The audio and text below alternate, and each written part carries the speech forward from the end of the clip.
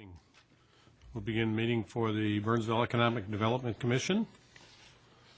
I'll make a motion to adopt the agenda. So moved. Second. Motion by Commissioner Turner, seconded by Commissioner John.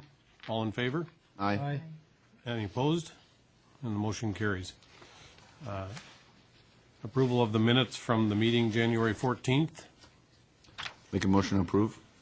Motion by Commissioner Turner, Second. second by Commissioner John. All in favor? Aye. Any opposed? And the motion carries. Open business forum. I assume everyone here is for the next part. Seeing no one to speak, we'll move on to the development panel. Skip? Thank you, Mr. Chair, or Mr. Vice Chair. You may recall at our November meeting of last year when we reviewed the Greater MSP initiative, there were some questions regarding what's the atmosphere in Burnsville to start or have a business or bring a business here. So we thought that one of the ways maybe to answer that question for the commission would be to gather a panel of building owners and developers. I am extremely pleased to tell you that we had 3 highly experienced individuals accept our invitation. The 3 people that will address you tonight are Maggie Linville. Maggie is the president of Linville Properties, located right here in Burnsville. She owns a number of buildings in Burnsville and owns buildings in other cities. Steve Wellington is the president of Wellington Management. Wellington Management also owns buildings in Burnsville and property in Burnsville and owns buildings throughout the metropolitan area. And Jeff Lefevre, who is a resident of Burnsville, is also the senior vice president at CBC Griffin, and they own land in Burnsville, and they also broker deals throughout the metropolitan area. Each of them have in excess of 20 years plus experience in the development business, so they can come to the commission with some very good background and experience and ideas.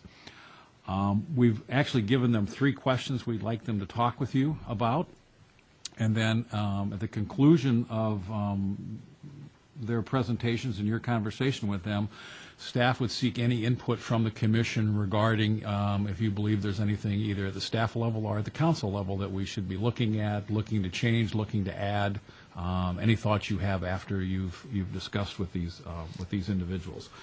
I think what we'll do is take it one question at a time and let all of them address each question individually. We decided we'd start out with the positive question. The first question that we asked them to address is, what positives does Burnsville have that aid in business attraction that we should maintain? And we should probably start with Ms. Linville. Thank you very much, Skip. Thanks, Skip. There's some attributes that the city has that are absolutely critical in the growth and the success of the business. First of all, you've got the hospital, which makes Burnsville a center not only for health providers, but also for med tech and other ancillary businesses that want to be located around the hospital. You've got the Burnsville Center, which makes it a regional retail center. We're the first major retail hub when you're coming north on 35 from Iowa. In addition, you've got the Interstate 35 arterial. So if you're heading south, generally speaking, you're going to go south on 35. So those are some of the attributes just from an overall community and what the businesses that are currently here, and that certainly drives a lot of businesses that want to be either near Burnsville Center, people who want to be near the hospital, or people who want to have convenient access to transportation. There's extremely convenient access to Interstate 35. I also think that Burnsville has made a very deliberate and intentional effort to make sure that the city staff is pro-business and proactive. Burnsville is an aging suburb. The real estate product that it has is some of it is quite old. Some of it's from the 60s and the 70s. There's some functional obsolescence in some of those products. So, for example, you've got perhaps lower ceilings, you've got some attributes with the property in Burnsville that that doesn't serve the needs of who it was originally intended for. For example, in the Riverwood Industrial Park, I dealt with a tenant that was they were a fitness provider, and that was not allowed within the I-1 zoning of the property that I was in. Well, from my experience, rather than the city coming to us and saying it absolutely doesn't fit, the city worked collaboratively with us and recognized that we needed to do a study. We needed to look at, was the zoning appropriate for the kinds of businesses that were presenting themselves in the community, and I'm happy to say we were able to work through that, which I'm not sure that would be the case in other cities in which we have properties. So I think those are some of the high-level attributes that I've seen. We also have a partnership in collaboration with the city and the commercial real estate developers to attract real estate brokers to see the product that we have, to talk with the city about the vision for different areas of the city, and so that we're constantly trying to showcase the city and make the overall real estate community more aware of what it is that Burnsville would like to see, and it's a collaboration between the developers and the city, which I think is extremely effective. So if developers or brokers do bring someone to the city, it's very well articulated the direction and the vision that the city has. So those are some of the high-level attributes that I see, and I'm sure my esteemed panelists will have some other things to offer. Mr. Wellington. Good evening. It's always a delight to be here. You know, I was wondering how I'd respond to this. I think just off the top of my head, you know, when I think of Burnsville, I do actually think, I'm not trying to butter you guys up, of a community that is pro-business, pro-investment, well-managed, has solid staff, relatively clear planning guidelines. It's not a mystery when you come here playing guessing games with, you know, what the community's after. And I say that because we, you know, work in a lot of different communities. Our company is only in the Twin Cities, and you know, just listing quickly the suburban communities where we already have an investment. You know, Shoreview, North Oaks, Woodbury, Medina, Eagan, Mendota Heights, Plymouth, Minnetonka, Falcon Heights, Apple Valley, Oakdale, Richfield, Arden Hills, Brooklyn Park, Roseville. There are probably a few others.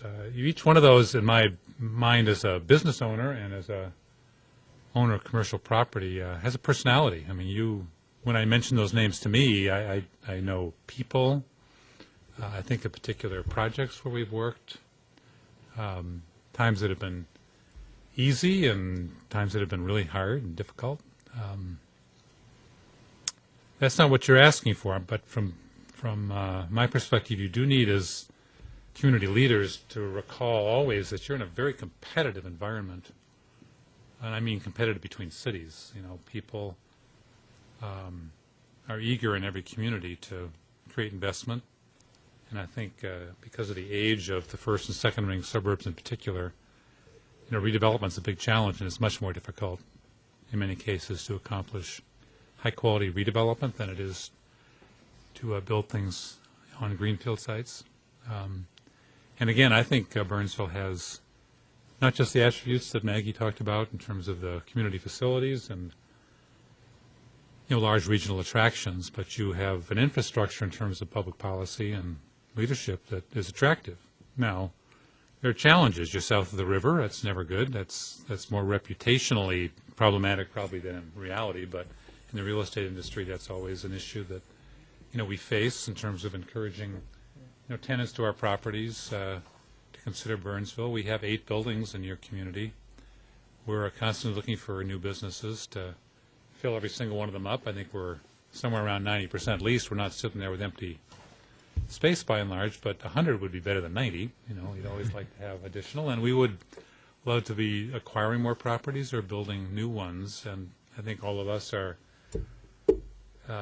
most serious about trying to find the kind of opportunities that I think you'd like to see come to your community, new businesses, new small businesses, new big businesses, new opportunities for investment. But I think you have the fundamentals right. I would say that there are certain suburban communities that choose to get way aggressive, get so determined to see investment occur that they're prepared to spend significant amounts of public capital dollars, tax dollars, to get things to happen. You've seen that with your big investment in Heart of the City. That's not been without controversy, but you can sort of see how that's transformed a part of your community. We've just finished a similar endeavor in Oakdale, where we acquired, with the city's help, an older, decrepit shopping center, tore it down, and are now under construction with a new Hy-Vee grocery store down there. Similar issues we've encountered in places like Richfield and Apple Valley. It just, you sometimes have to challenge yourself. Well, maybe this is sufficiently important to our taxpayers to. So if I'd want to challenge you a little bit as well. You're interested in investment and managing your affairs appropriately and attracting new businesses, but sometimes you have to recognize it's a competitive environment, and the city needs to do more than just encourage, but it needs to spend some dollars to accomplish those goals. So hope that's helpful. Thank you. Mr. LaFavor. Thanks, Skip, and good evening. It's easy, I think, really for the three of us to be up here, because I think I have known Maggie a number of years. Steve, I've not really known you. I've met you a couple times, but don't know you real well. I know of you in hearing you speak on panels, and know of you in reputation. But I would guess the thing that makes this somewhat easy for us is that we all have a passion, and we're in this business to make our communities better. And that drives us. Profits are important for any business, any entity. But the ability to make a community better is an important part of why we exist. And so it's a pleasure to be able to be a part of this and try to figure out how to help this environment that we have. So Burnsville, Maggie and Steve have touched on some great things, and I agree with all of those positives. Every community has positives. Every community has challenges. And it's trying to figure out how to position yourself to take advantages of those positives and deal with those challenges. And I'm sure we'll get into it more on some of the challenges. I also think a little bit about more and more of the people group that's impacting our industry, which is the millennials. And the three of us don't represent the millennials. But the reality is that the future is the millennials. And so as you think about that people group, you think about what is it that Burnsville has that also are positive. Certainly all the things that they've talked about are positives. I think the river itself, while it's a negative in that there's always this perception about coming south of the river, I think it's also a positive, but I think we need to think much bigger than we've thought about in the past, and that is to create a big vision around that quality of life and the rivers and trail systems and so forth, but I think it's a real positive that we need to figure out how to do more with. I think that public transportation is a positive. While Burnsville is not slated to be on the light rail any time in the near future, we do have great bus access, and we're a hub for that. I think the public transportation is going to become more and more of an issue. Certainly amongst the millennials, it's becoming more of an issue, so I think that's a positive. I think the heart of the city, and to me the heart of the city represents a sense of community. And I think the sense of community, suburbia traditionally has not done a very good job of the sense of community. A good example of what I mean by that is I'm working, including our own office space. Me and my partner own our company, and we are in downtown Minneapolis for our office space. And the building that we are in is going to be completely repositioned and torn down in July, so we're out looking for office space. And you think being in the business, that'd be pretty easy. And for whatever reason, it's actually more complex when you're in the business. I haven't figured that out completely. But the challenge that we're having, and a number of the tenants that are in that building, and we're working with a couple of those, is that you can't replicate a downtown environment within the suburbs very easily. And what I mean by that is that once you get into the suburbs, you enjoy the benefits of free parking, which is kind of a big deal. But everything, just about everything, you have to get in your car to go appreciate. Where downtown, within 5 minutes, I can walk to 50 different eating establishments. And so if you can replicate that in a suburban environment, it's advantageous, and there's a few places you can do it. The heart of the city is a great start to that. That sense of community, that density that's being created there to live, work, and play, if you will, I think is something that needs to be drawn upon even more. To be able to be in an office environment, literally walk across the street to a food establishment for lunch, it's a big deal. It's a big deal to the employees. It's a big deal to me as an employer on the time that they take for lunch break and the productivity that they have. So I think those are very much positives that can be drawn upon. The other thing I think are positives that hasn't been mentioned is just the what I'll call the rich history as a community, the community pride, if you will, that I feel like we've lost a little bit. I hope that we can talk about that a little bit more. And then the entrepreneurism that has a long history here with many companies that have been established here, whether they're some of the large companies, Northern Tool or Ames or Pawn America or some of the smaller companies. But I think that entrepreneurial spirit, certainly as you talk about organic growth to a community, is a big deal. And I think companies, or communities, I should say, need to pay more attention to that. And so hopefully we can talk about that a little bit more tonight, too. Thank you. Commissioners, questions before we move on to the second question?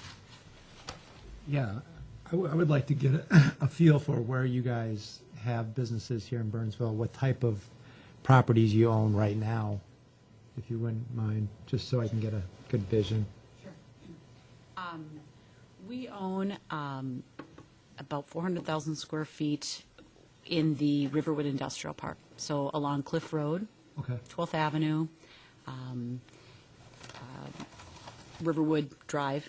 So our properties are exclusively in the Riverwood Industrial Park, and I didn't count them, but I would say we probably house 100 businesses, ranging in size from a tenant that occupies 600 square feet to a tenant that occupies 30,000 square feet. So we really see the gamut of businesses. They're industrial. We do not have any retail properties in Burnsville. We have all office, warehouse, quasi-office, or industrial properties. An older vintage. We have 6 office warehouse buildings down along Nicollet, 3 on the north side, 3 on the south side.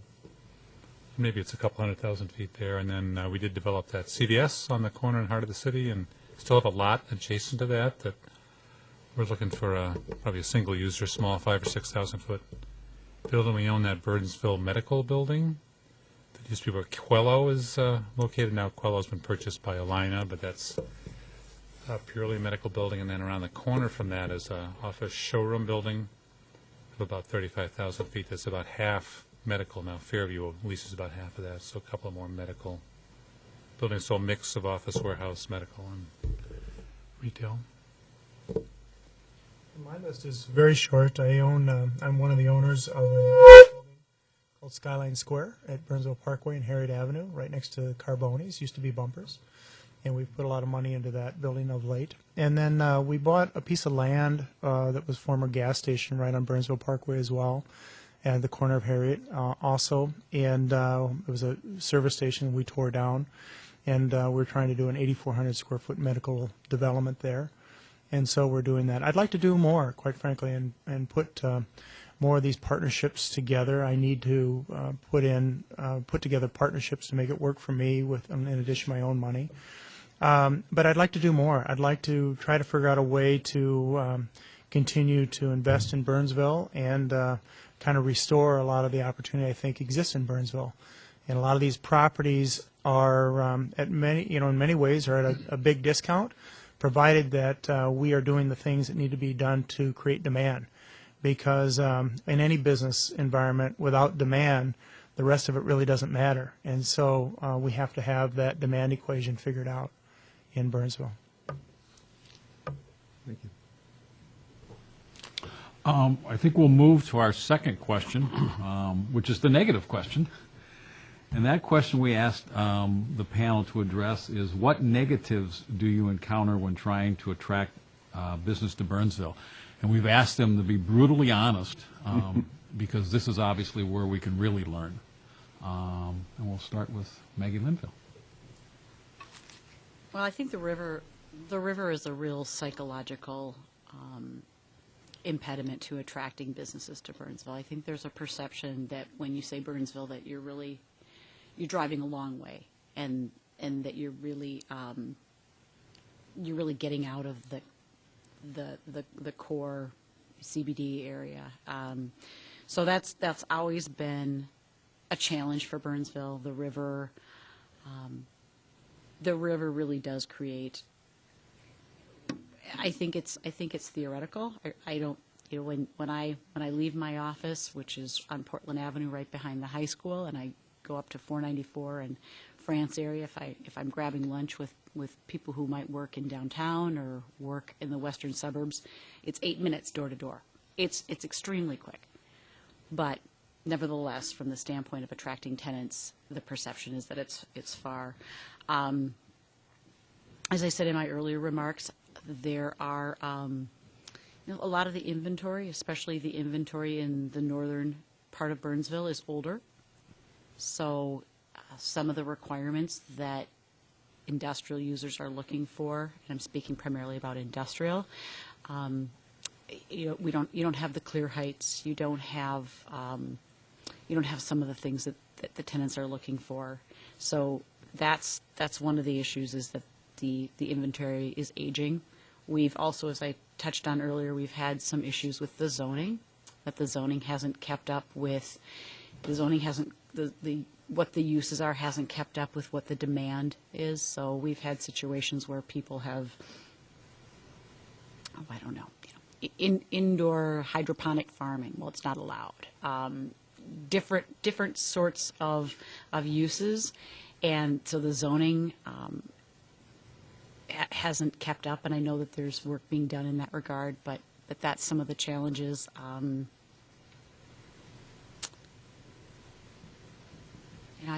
That's probably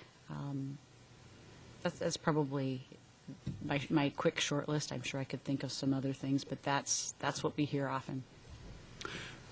Maggie, could you share with them the issue on ceiling heights? Sure. In general, what are our ceiling heights versus what is the market demand right now? Well, for our properties, we have 14-foot high ceilings, and a lot of the industrial users, they'll be looking for, 18 used to be high, now it's 24-foot clear, now it's 36-foot clear. So certainly ceiling heights, people want to lease spaces by volume. It's the racking and the way people move their products, the way that people manage their inventory, that's evolved, and so it's much easier to store your product by volume than by surface area. And so a lot of our product, especially in the Riverwood Industrial Park, it was built in the 70s, 80s, 90s, and the ceiling heights aren't that high. If you go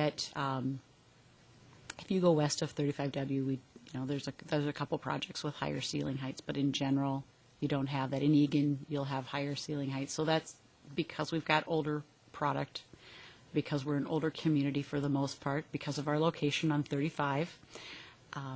That does prove to be a challenge, and so as a result, there are businesses that want to be in an industrial setting. It's lower cost. There's certain businesses that they're sort of cool. There's a cachet to being in a more gritty industrial setting. So they want buildings with that, some of those older industrial properties, but you may not have adequate parking.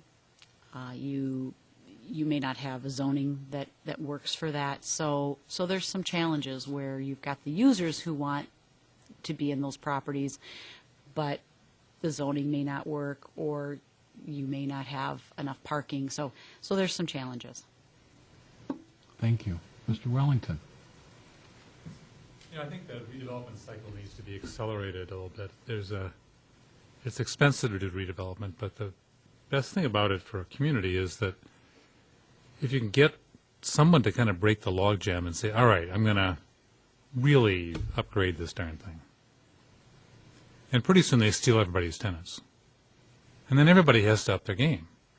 And so that what you don't want as a community is everybody kind of, not making that investment, not breaking out.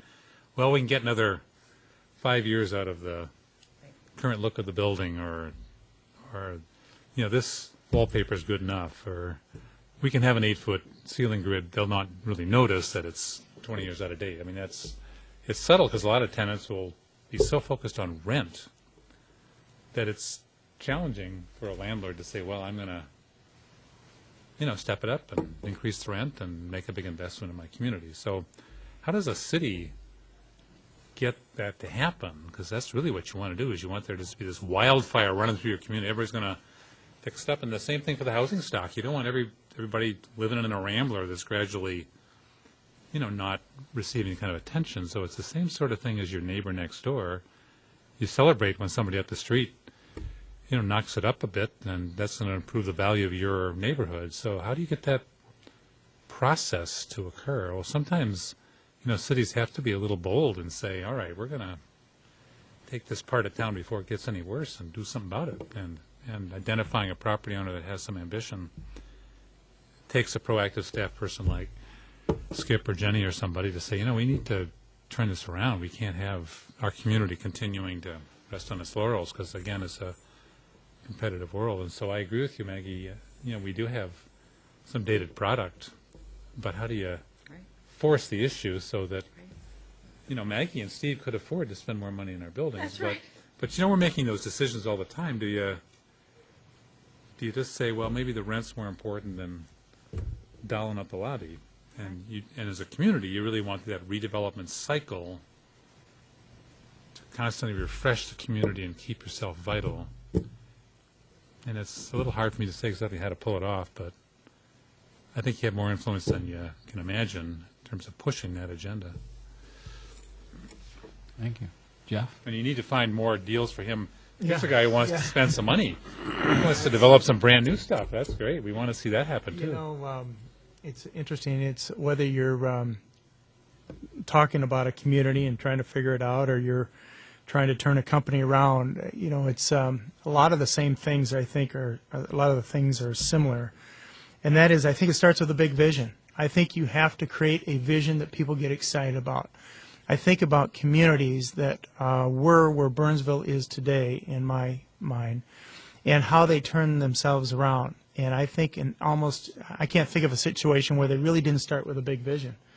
And I think of the West End, for instance, which has really caused a lot of housing to develop in that area.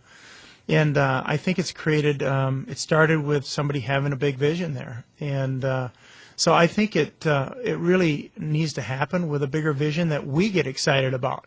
And if we're not excited about it, how in the world do we expect anybody else to get excited about it? So I think that, and there's nothing wrong with creating a big vision. You know what? Maybe you don't hit it, but I guarantee you'll get a lot farther than where you started if you don't create it. So I think a lot of that is starting to figure out how to create a bigger vision. I think Burnsville has, in many ways, lost its luster a little bit. We've lived in Burnsville for 21 years. And as a kid growing up in southern Minnesota, man, I remember, competing against Burnsville, and Burnsville was the city in the state to compete with in sports. I mean, they were the Eden Prairies, and the Minnetonkas of today.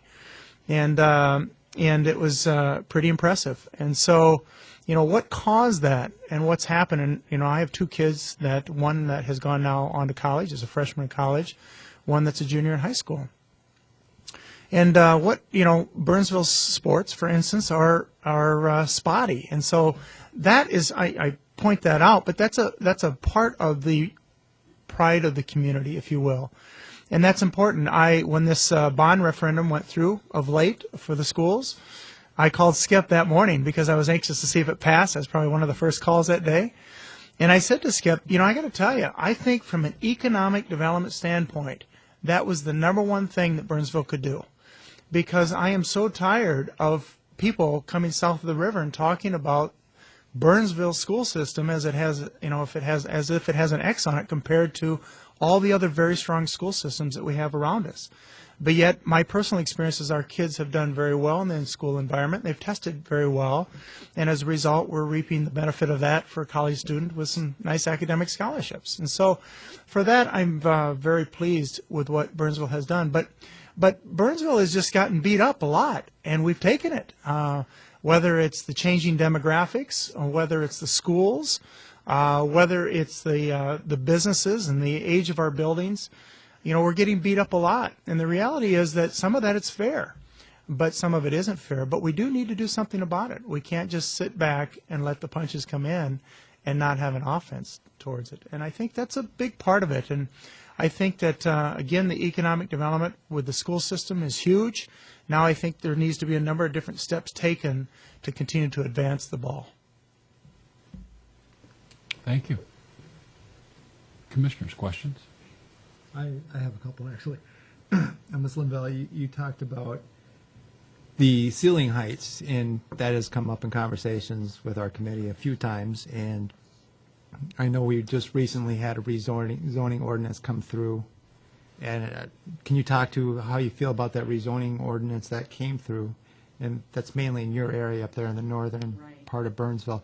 Is that, did you find that favorable, what they did? Do you think we should do more? I did. What I think, though, is I think in general, businesses are evolving and changing, and I don't have the facts on how long it's been since we've updated it, but I would look at it and say it needs to be a continual process of making sure that our zoning is really keeping up with where businesses are going. I know in our situation, when we had the problem that we had inadvertently leased to a tenant that wasn't compliant, and it was much more expensive than we had a vested interest. We had 8 properties in that area, so for us it was not only about that tenant, but it was about that area. So to work with the city on a consulting study and getting the zoning changed.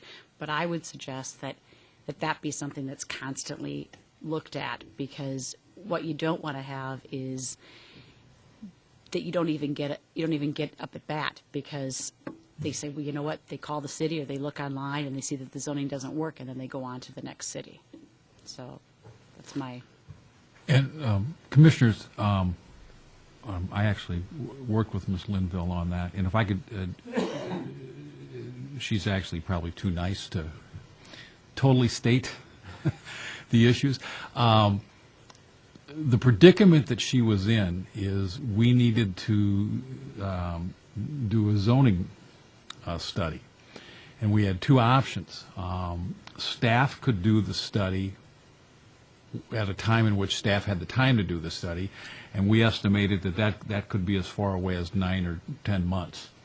Or we could hire a consultant to come in and do the study for us, but in order to do that, the property owner was going to have to pay for the consultant's time, which in fact Ms. Linville did, because obviously it was important to her. That shortened that time frame down to a couple of months. But that obviously was a significant additional expense to our property owner to do something like that, simply because staff did not have the time at that point in time to step aside and do the study. As you all know, we have 2 planners, and they typically are very involved on the day-to-day planning activities. So to undertake a zoning study like we needed there, it has to get pigeonholed into when they're going to have some time. And unfortunately, when this was going on, when we looked at what was coming through the door and everything else, we were easily going to be 9 months down the line. So those are some things as we move forward that you may want to give some considerations to also. Thank you. Other questions? Yeah. I don't recall the exact numbers. I know this was discussed previously, but I can't remember at what meeting, regarding owner-occupied versus renter-occupied. You're referring to residential? Yeah. It's someone to piggyback on the last comment. Do you think, from what I recall, the proportion of residential owner occupied to residential renter is like, I don't know if it's still 70-30 or. The goal here in the city of Burnsville is to be 70% owner occupied, 30% rental. That goal was set probably early 2000s, late 1990s. At the time, I believe we were something like 68-32. And then in the mid-2000s, we had this thing called a recession that resulted in foreclosures and everything else. We are probably 65-35, 64-36, somewhere like that right now because of that. And many of those foreclosures turned into rental, single-family rental. Yeah, and I'm just curious for the group, is there, I mean, from a city development and land development, commercial development, are those two tied together more than we think? If you have a lot of more renters in the area that are renting in Burnsville, but they drive downtown, they're just renting in Burnsville because it's cheaper rent than living over the river. Does that have a material impact on development within the city, from your experience? If you can opine on it or not, I don't know. I was thinking about. I think if you're trying to encourage retail investment, it's more about disposable income than anything else. So if you Right. get more affluence, you're going to see more higher end retail, which is usually what gets community feeling more self-confident about itself. Now, your statistics, whether it's 65, 35, whatever it is, are not miles off from the national average. I think the national average is something like 66 or 67, so you're not out of line, really. Mm-hmm. If you went out to Medina, it would be more like 90-10. And Maple Grove, you're going to have more affluence. And so if you look at those demographic studies, I think the retailers in particular will be looking at, what's the average household income. And that's a pretty controversial question, actually. Because if you look at Minneapolis, you'd have far higher incomes than Minneapolis, and yet sections of Minneapolis have some pretty impressive retail. So it's a little hard to sort of generalize about that. I don't know that I would see a 64 or 65% owner occupied as something that would hold our business back from No. making an investment. I think that No, it's about where the business owners live, and it's about where their customers come from, where their employees come from. Proximity to the airport is a big deal. Proximity to highway arterials is important. Access to 169, going down to Mankato, 35, down to Iowa, 494, proximity to the airport. I mean, all those are extremely important. I would say you're going to have to watch. I mean, every community is going to have to think about not the younger generation, but what's the community's response to the older generation? There's this huge bulge coming through, and do you want to have a whole batch of seniors in your community or not? And I think there's not a yes or a no on that. That's a very complicated question, and I think those communities that are more proactive in thinking about how to respond to that big demographic push over the next 20 years will be rewarded for it, but you got to be deliberate about what you're doing. When younger generations, a lot of them want to rent more than own, so that also is having potential impact on the community. Currently they do. Yeah, right. I think it'd be great if you had some trendy rentals that was attracting millennials. I think that would be a good thing for the community. And I think that it's a good, we are not, as a city, as I understand it, are not promoting any more rental housing, really, and I think that's a good thing, quite frankly.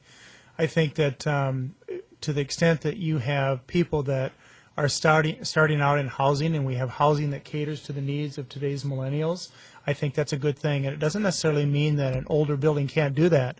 It does mean that an older building needs to be well maintained. I don't think there should be much tolerance, if any tolerance, for housing not being properly maintained. We all can think of housing that's very nice, that's older, but it's because it's been properly maintained. And I think those standards are very important to a community and the pride of community. But your hope is that there are jobs that are great jobs within a community, that as people age and progress in their careers, they're able to buy a house in the community and work in the community and stay in the community. And that's not always possible, certainly in suburbia. But to the extent that you have jobs that are good-paying jobs in that community, I think most people, today's millennials, they would prefer to stay in the community. And I think the days of the baby boomers who work 50 and 60-hour work weeks, and that's the way we've grown up, I don't think that's in the vocabulary of the most millennials today. Now, there's going to be exceptions with some very entrepreneurial people, but I don't think I think the quality of life components are as more important today than they've ever been in the decision process of today's worker. And so I think to the extent that, it all goes hand in hand, and there's a balance, but they all need to be working and moving forward, because if it breaks down, it kind of breaks the whole model down in my mind. If I can just piggyback off that and focus on just one part of Burnsville, and that's heart of the city. And I ask it selfishly because I own property in heart of the city, and for a number of years, and I think it's safe to say that all of us would want heart of the city to develop faster than what it has. A lot of the positive attributes that you've described are exactly what heart of the city has, but there is something, and this is just part of the game that we're playing, that is not driving it development faster than I think a lot of us would want. Heart of the city in particular, is there something that you see as a negative, or something that just in your experience has not accelerated development to what the expectation was when it was the vision was first created, when it was first laid out? Obviously, when the vision was laid out, there were circumstances out of everyone's control that just delayed the development. I think we all get that. But how can that area in particular grow? Because Burnsville is unique. So there's this heart of the city, which is like this local, catering to the community in Burnsville, and then you have a huge retail complex of Burnsville Center and the whole area around it that's catering to the entire region, right, south of the river. And so those needs that each area of Burnsville is going to be different. The demographic they're going to want to attract is going to be different. Obviously, they want people to come to both, but so we have to look at those through a little bit different of a prism to really understand the best way to develop each of those respective areas. I'm particularly interested in the heart of the city, so that's why I asked that question. I think we all like that idea. I certainly spent some time on that investment. I think the challenge you've got is if you've got, all the big retail on 42, I mean, you're just fighting such a strong magnet in terms of, drawing customers to the retailers in that area. And I think everybody would be happy with heart of the city if it just had more of that retail, but you're really talking about unanchored retail by and large, with the exception of the shopping center. And that's pretty tough anywhere to pull off. And so there was a little bit of a planning flaw there, thinking that you could fight that enormous magnet of economic activity that already exists naturally. It's a huge community resource. I mean, I think County Road 42 is a very vibrant, probably the most vibrant South Metro, retail strip. And I'm not saying it's aesthetically perfect or that it's everything that you'd like, but if you say, well, that's good, but we're going to have another thing over here, I mean, you've got to have enough drawing power to kind of pull that energy in that direction. And it's challenging. I think it's got to be a little more residential in character, and you've got to perhaps subsidize a couple of knockout restaurants, and then you'd have something that people would be happier about. But you kind of stopped 2/3 of the way there and kind of lost your courage, and Nothing that another $10 million of public dough wouldn't fix, no offense to your taxpayers, but it's difficult when you get there and you want the private sector to take over, and then it kind of gets stuck a little bit. But I think it's great. I mean, I think you kind of have to finish it, so, you know. But it's tough when there's political challenges getting resources you probably need to spend to do that. I think the two in the heart of the city, you think about the force of the retail side on County Road 42. And there's no denying that, and it's great to see the Burnsville Mall and that whole area doing as well as it is. I think it's terrific. But from an office user standpoint, office users don't want to be on 42 for the most part because the traffic is a bear, and they don't want to deal with it. And so the heart of the city caters really well to an office user. I think it also caters very well to a medical user that doesn't need to be tied closely to the hospital. And what's happening in the medical world is that more medical users are thinking like retailers because more of the healthcare providers are referring within their own systems. And so if you're an independent medical provider, a physical therapist, for instance, or a dentist or something, you used to be dependent upon a physical therapist, used to be dependent upon an orthopedic surgeon, for instance, and that referral system. Well, now they can't be referred, patients can't be referred to the independent. And so they're having to think like a retailer. So they're moving out of the medical office buildings in many cases, and they're moving and thinking more about standalone buildings or strip center type buildings. And so I think if you're a medical user, I think that if you're an office user, the heart of the city has great potential for them. The challenge with that is demand. And where is the demand? And it just hasn't been there. Now, in fairness to Burnsville, the demand for office space is also changing. If you think about the traditional worlds of retail or industrial or office, I would probably be least optimistic on the office world right now, and I don't know how you guys feel about that. But it's changing. The way people are working is changing. As a result, they're using less office space, and there hasn't been near the growth in that whole sector. And as a result, in many pockets around the Twin Cities, there is a real lack of demand for office users. Now, there are some unique pockets around the Twin Cities that are experiencing a vibrancy of office users. The North Loop around the Twin Stadium, certainly. Nicollet Mall, for instance. Northeast Minneapolis. Even Woodbury is amazing to me. If I go back 5 or 6 years, I'd probably say that Woodbury is one of the softest office markets in the Twin Cities. And it's absolutely amazing what's happening in Woodbury right now. And while they have the demographics to support a lot of entrepreneurs that want to work close to home, and I think that's the preference for a lot of people if they have that. So, I think the heart of the city has challenges. Excuse me. There goes my voice. My 10,000 words are up for the day.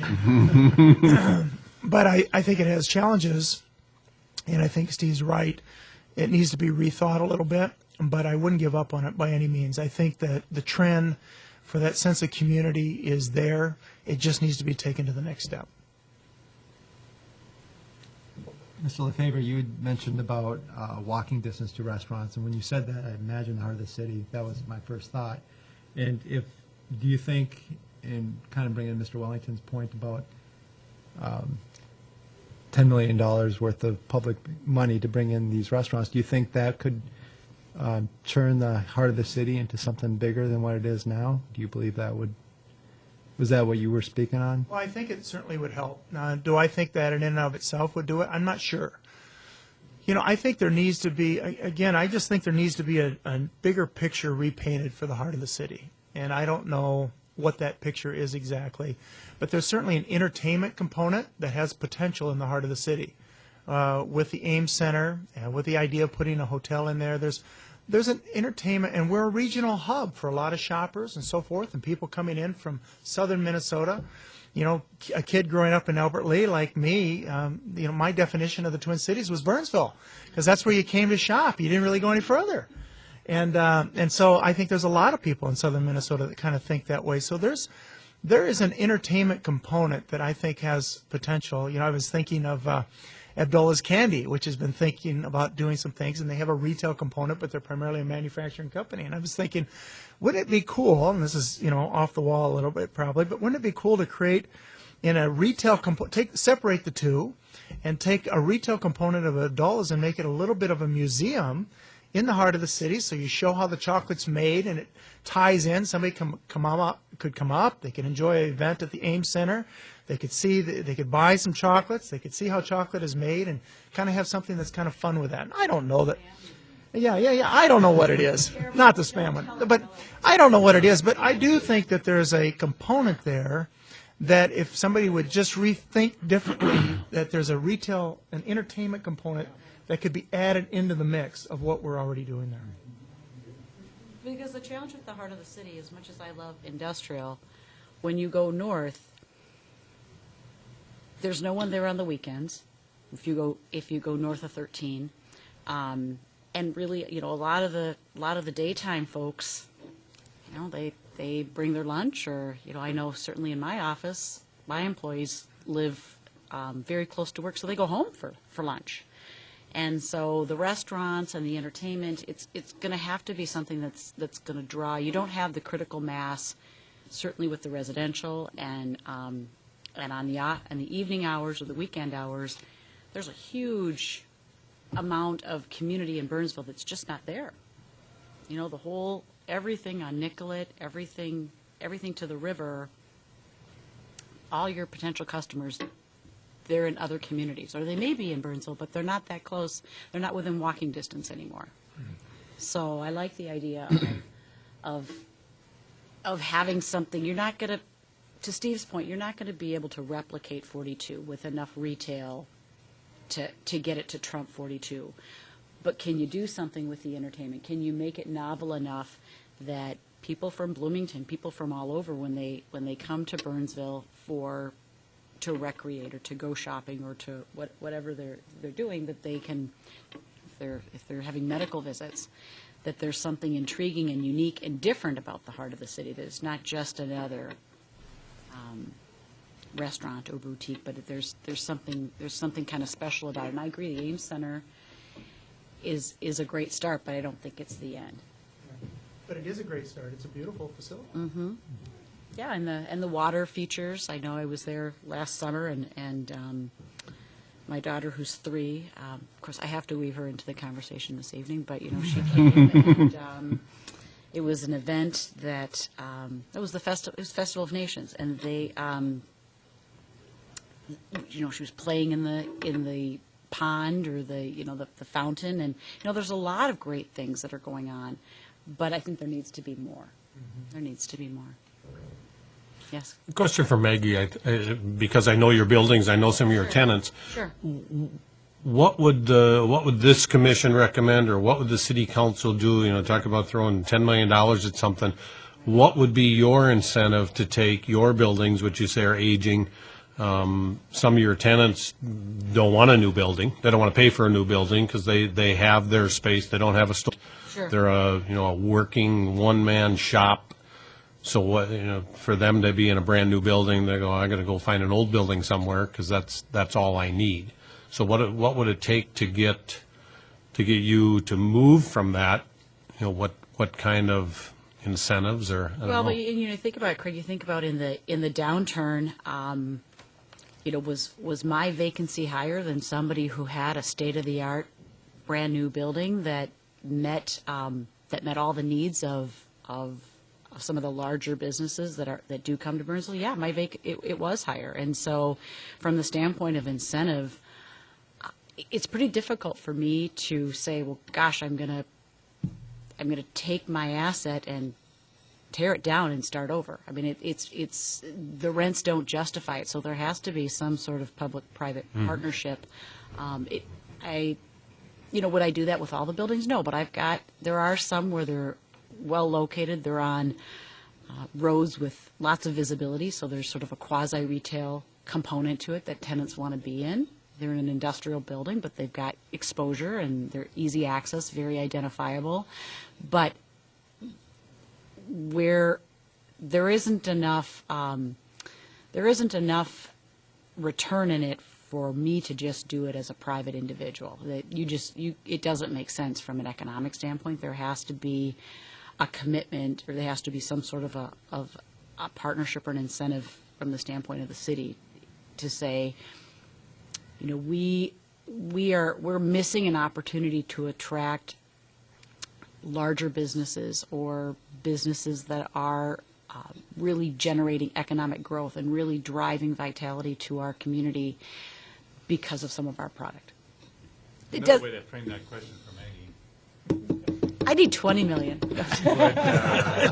And we've been developing a business park in cooperation with the St. Paul Port Authority for the last 6-7 years. And in the middle of the recession, it was about half built, and the first 2 buildings that we constructed, it filled up, okay, and they were 18 clear. So they were newer. Right. But in the middle of the recession, I wasn't, dreaming that let's go build a speculative 60,000-foot building. Well, there was this pot of funny money that the city came up with from pooled TIF, and all of a sudden there was a $1.7 million grant if I would just go build the darn building empty. And I had to think about that. Yeah. And so didn't think too hard, but I thought, good. And so we built it, and it all worked out. It's all filled up. So the question for Maggie is that, you've got a very capable, property owner who's, thoughtful and knows how to get buildings leased and managed. How much money would you have to write a check to have Maggie build a new state-of-the-art 60,000-foot building on some empty piece of ground in Burnsville? That's not a fair question, but at some point there would be enough money for, Maggie to say, well, geez, yeah, I think that's a good idea. I mean, it'll be a bit of a wait to get it leased up, but now I've got new product to balance off some of the older. I don't think she'd be as concerned about losing tenants. Maybe some of them would graduate, but probably there'd be new tenants that would be attracted. And I think she'd be thoughtful about, okay, I know this market well enough to know this is the kind of design or appearance or set of amenities that would attract new businesses. Now you've got a partner, bringing new investment to the community. And so I think your question about how to spend the $10 million, I mean, there are ways. I think it's controversial and difficult, and I think it's difficult for the 3 of us to say, just give us a bunch of dough. But I think you can say, well, if you were getting, 5 new businesses that were growing, and you got a new building that is able to compete successfully long term with not just your other buildings in the community, but with those buildings across the darn river, maybe drag some of those people south because it's just you've got a better building owner and a better product. But at some point you'd say, well, yeah, maybe you'd do that. It is fair to say that the one thing that is not as big a constraint as usual is that I think all 3 of us would say that there are a number of bankers out there that are eager to make loans to qualified borrowers.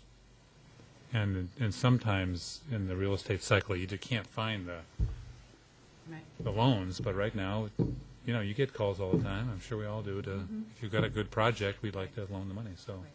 So banks are eager, and the economy is a little more strong. I think there is an opportunity for the community to consider that kind of incentive. I think around that, just to add to that a little bit, is that, I think of growth in the sense of organic growth, which is growing companies within our own backyard.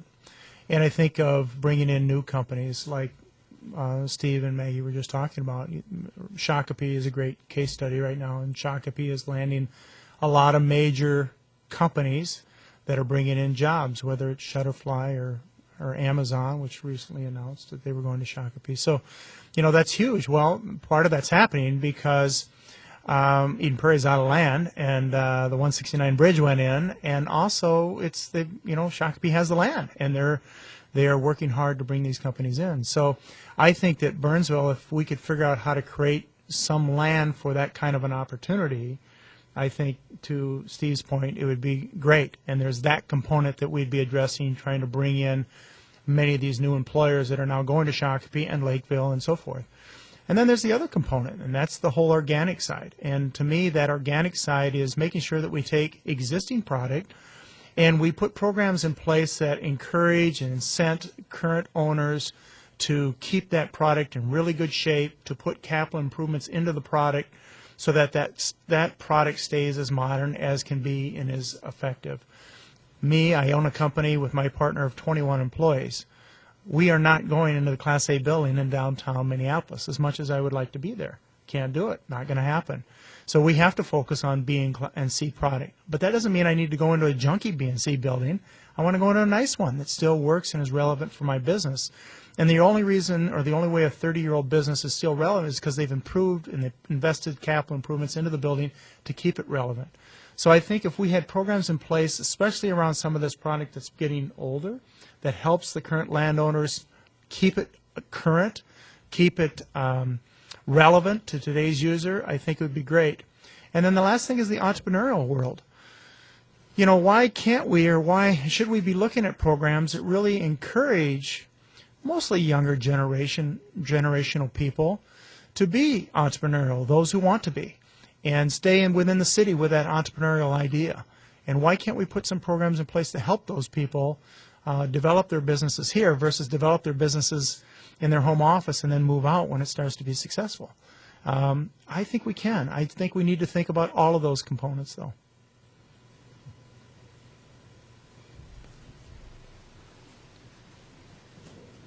Other questions?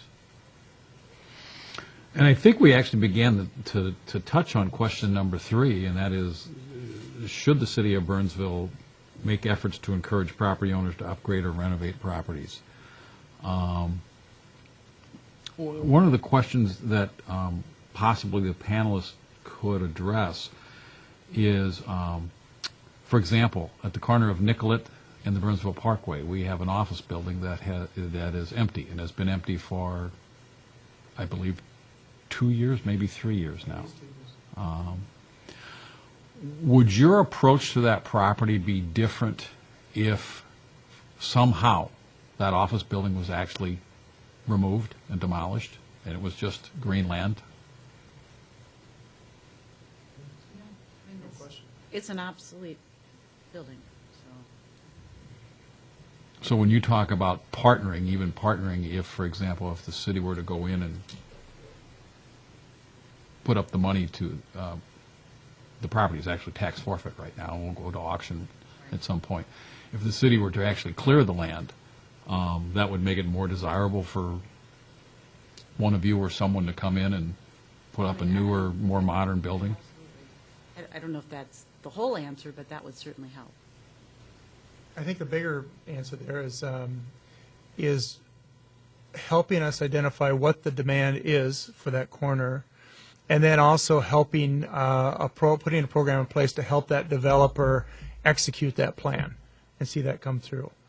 It's so much more than just the demolition. It's you can demolish it, but I've got the same situation on the land, the gas station that we bought. It demolished it. We're ready for business. We're waiting for that user to come along. We develop tomorrow, but you got to have somebody that wants it, and so that's the same thing with that corner. I've thought many times, what would you do with that corner? And there's an answer. I just don't know what the answer is today. But to the extent that there's an answer, and then there's a program in place that allows us to go after that particular user and take advantage of that and make it affordable or realistic, then I think it'd be great.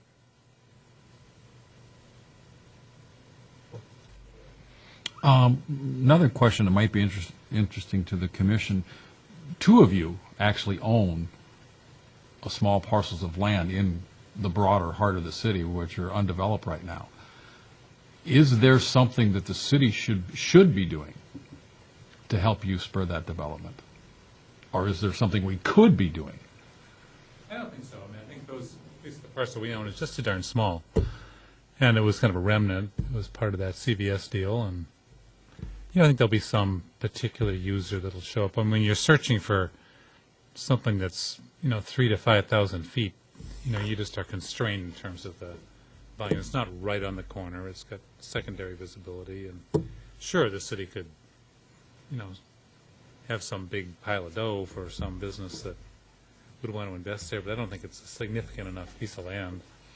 Honestly, Skip, that wouldn't be where I think the other corner you're talking about is far more prominent and important, and I can think, 3 or 4 uses there that we would go and talk about something more speculative on that particular corner it isn't as if we couldn't build on that small little land parcel, but, since I don't know quite what wants to be there, I've got the same motivation that Jeff has. Let's just wait and make sure the user shows up that kind of rationalizes what. But I must say, my company's 30 years old, and, we've got 10 or 15 of these darn land parcels that seem to, just be with us. I don't know. Over the years, wait a second, how did we end up with that? And they're just a little tougher to move on. They'll have some mission, but I think that key corner, that southwest corner, I agree. I should talk to you about what the heck could we do about that thing, because that building wants to go away, and that's a very important focal point for heart of the city, and I'm not quite sure what it should be, but that should get redeveloped. Just like that down at the bottom of the hill, that corner that's sat there beleaguered that's one where the city's got to make an investment to make that iconic corner kind of come alive, and then the rest of it I think will kind of fill in. But So can I comment on that too? Sometimes I think ask for as much as you want. sometimes I think I probably would have been better living in the East Coast, because I kind of say it the way I see it. And the good news is you always know what I'm thinking, but some people don't always like me saying it the way I see it. And so I think that you talk about what you can do to help us. I think that Burnsville needs to rethink about its whole branding image. I can't tell you how many meetings I've been to where people, there's this image that the school systems aren't as good as the neighboring communities, and crime is out of control, and the diversity within the community is a problem, and just a lot of different negative things in conversations that I happen to walk into or overhear that just drive me crazy. And I'm going, why are we standing by and letting this happen? And I think about again, I'm talking a lot about the millennials tonight, or the Generation Ys, if you will, now that are going to be coming up here shortly. And that is, I think about my son who's a freshman in college, and so we visited a lot of colleges, over 20 colleges, from when he was going into his sophomore year of high school. And as we'd take vacations, we visited in the West Coast and the East Coast and the South. And it was really interesting to hear his perspective, because I'd come off of a visit and I'd go, wow, that's a beautiful campus. Wasn't that cool? And he said, I didn't like it. And I said, why didn't you like it? And he said, well, because everybody's Caucasian. And I said, well, okay, but most colleges are that way. He said, but I want diversity. I'm used to diversity, and I think that's a wonderful thing. And our kids growing up in Burnsville, we felt like it was so important for our kids to not pick friends based upon where they were economically or what the color of their skin is, but to really pick friends based upon who they are inside, and to really focus on that. And that is a wonderful thing, I think. And when my son speaks up and says that, to me, that makes me proud. And I see that in that younger generation. They don't think about color. They don't think about things that other people used to think about in our generation. And I think that's a great, great thing. And I think we need to embrace some of those things that are happening, but I think we need to rebrand ourselves as a community around that. If I'm a minority and I'm an entrepreneur, man, I want to be in a community where there's other minorities around me that support me and encourage that and embrace that. And guess what? A lot of the minorities that are coming into our culture are very entrepreneurial. Why don't we capture some of that and embrace some of that? But it's all got to be done in an environment where people are proud of the community, they're investing in the community, and people are respectful of each other. And so, for me, I'm probably saying way more than I should, but I really think that branding that the city applies into the community impacts our business greatly, and that would be a huge help to us, quite frankly, and a help to the community all the way around. Thank you. Any closing questions, commissioners?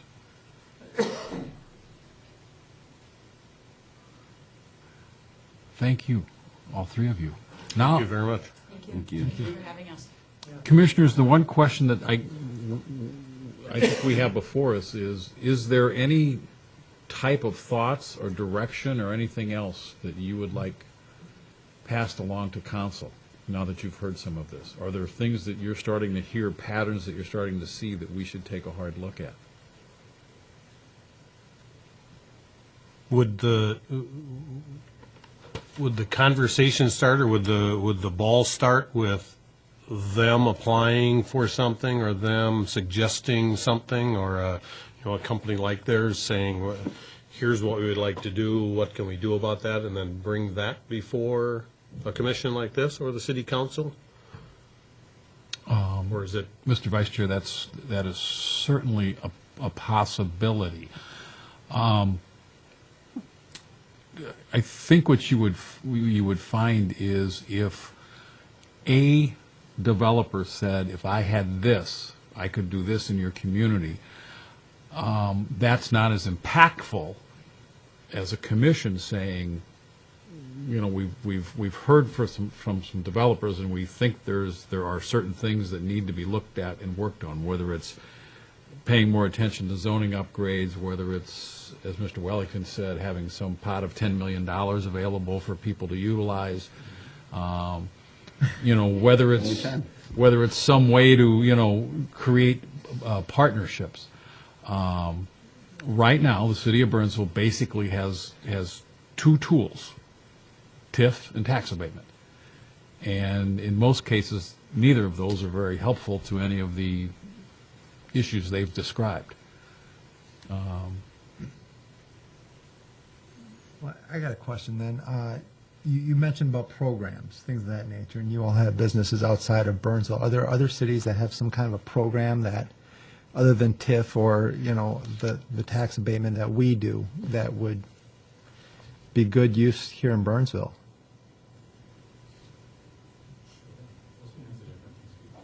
To encourage. So the city of Minneapolis is the most progressive city I know. That doesn't mean there aren't others that are more progressive. It's just in my sphere of life, and that's the one I know more that has programs in place to encourage entrepreneurs, if you will, to stay within the city and establish their businesses within the city. I think some of that could be modeled a little bit. I think we can learn from some of that. For instance, I'm not so sure it's the end all, but I think it's a good place to start. Right, and I think it would be too broad to say, hey, city council come up with a program to bring businesses in, but maybe that's, you know, maybe that's what we need to look at, something along those lines. Or Has the city, Skip, has city staff conducted an analysis and review? I mean, the staff is reviewing, comparing itself to other cities all the time.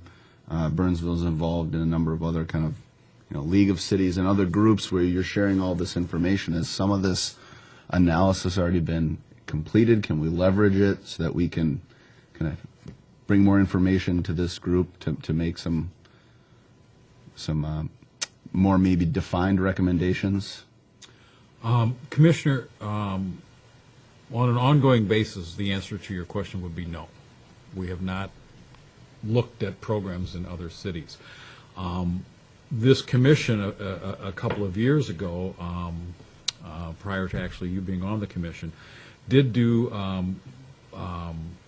quite a bit of study over a couple of different meetings, and staff did quite a bit of study, and we were looking at possible loan opportunities for business, and we did do some studies there. At the time, council decided that was too risky of a scenario to engage in. This would have been during a time in which the economy was still working its way out of. Correct. Okay. So I don't know if this is needs to be in a motion. Perhaps it is worthwhile to bring that discussion back to the forefront now that the economy is looking a little bit different than it did 3-4 years ago, 2-3-4 years ago. For me personally, it's difficult to make a very specific recommendation just because I don't know all the tools that can be in the toolbox. You've mentioned the two, but there might be a number of other tools that may work for our community. There may be a number of tools that we're going to say it's just not going to work for us, given who we are.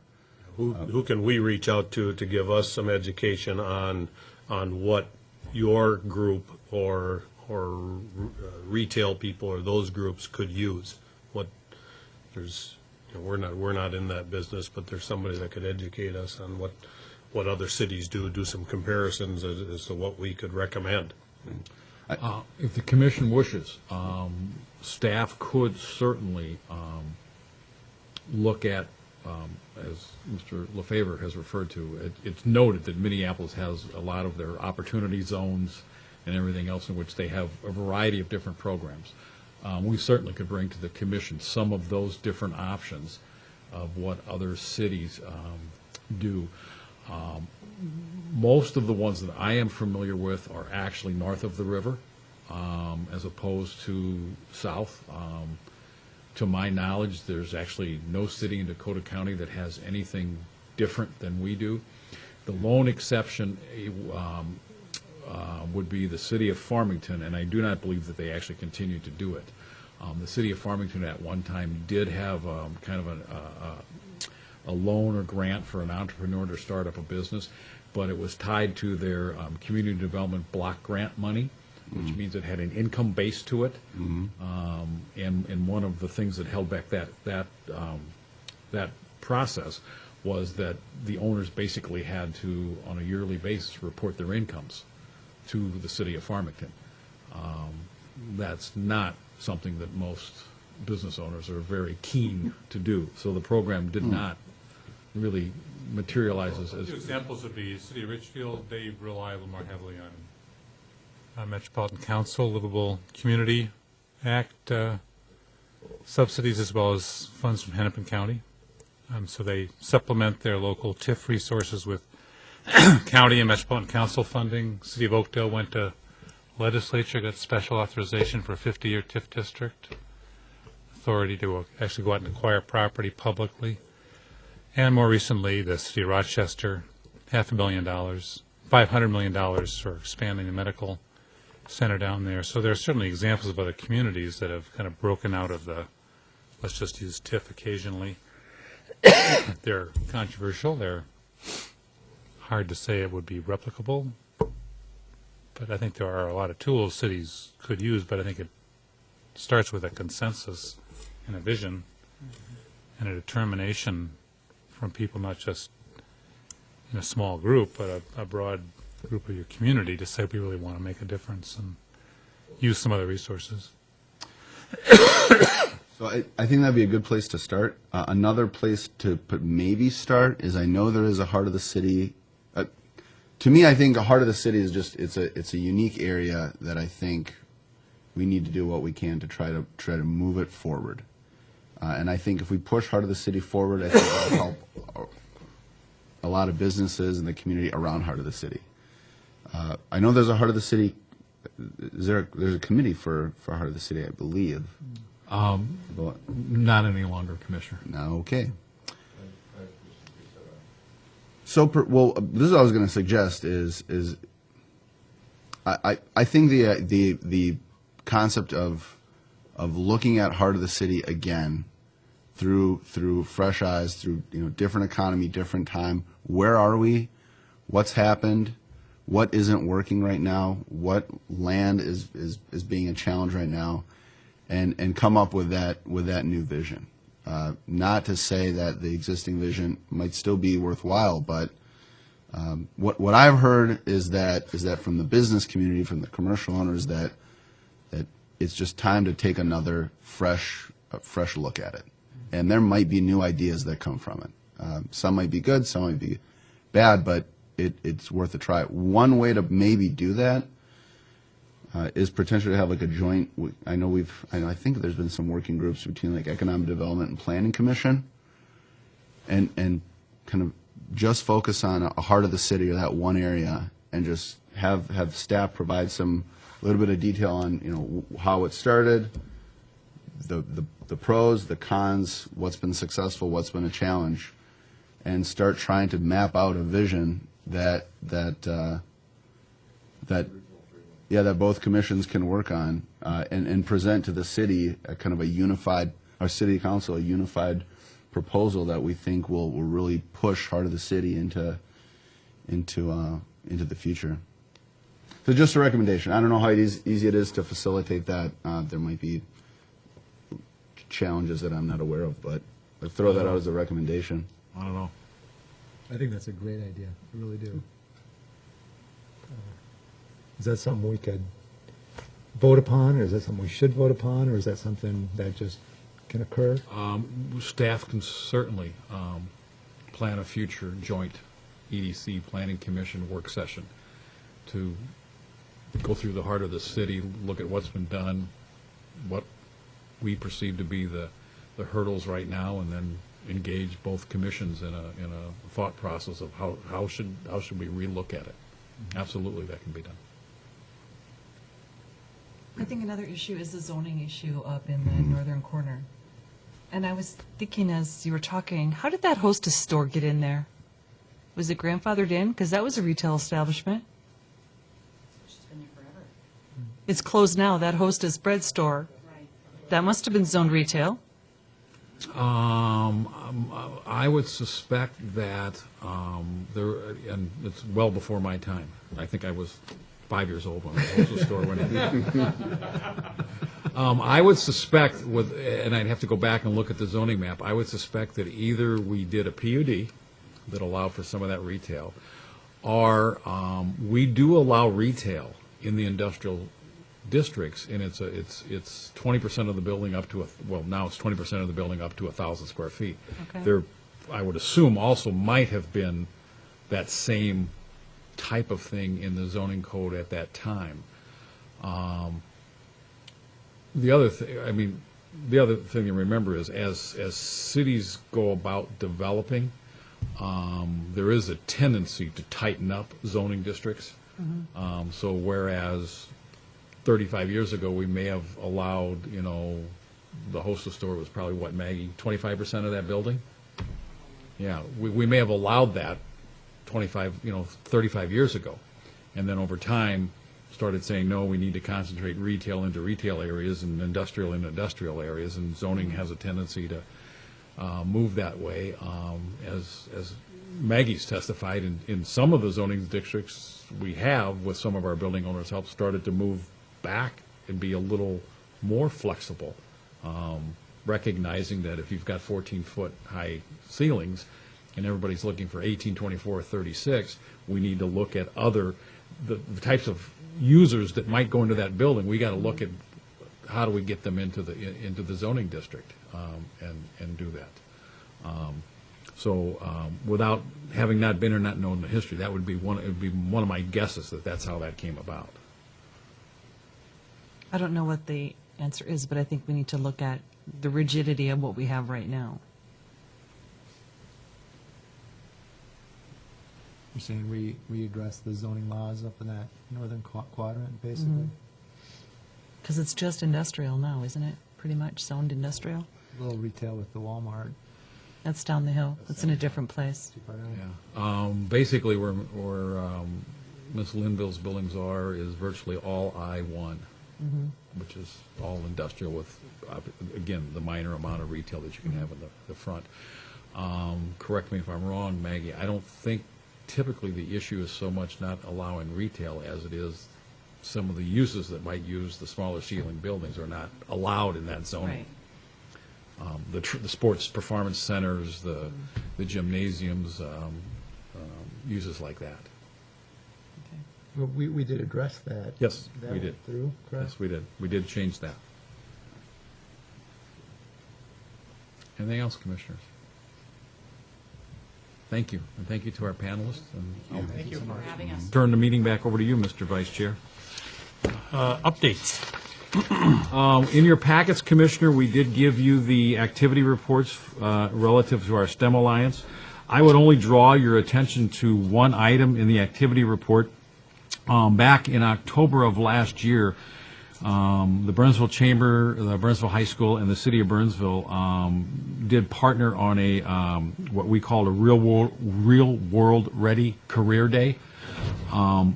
That partnership was actually one of 7 initiatives throughout the state of Minnesota that was recognized by the Economic Development Association of Minnesota. They give out awards once a year at their winter conference in January, and that initiative actually received what they call as their partnership award. Interestingly enough, we did get a number of calls after that wanting to know the particulars of how we did it, and I think the component that stood out for most people was the bus tours. to the businesses as opposed to just the standard career day. Beyond that, I certainly would answer any questions you have on the activity report for our STEM initiative.